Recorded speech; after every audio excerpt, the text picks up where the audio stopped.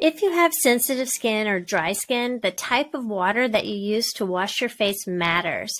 Filtered water is really one of the easiest types of water to use, and filtered water takes out magnesium and calcium and other elements in the water that will irritate your skin. In fact, the calcium and the magnesium that's found in hard water will react with your detergents and your facial cleansers, and that can really hurt your skin barrier.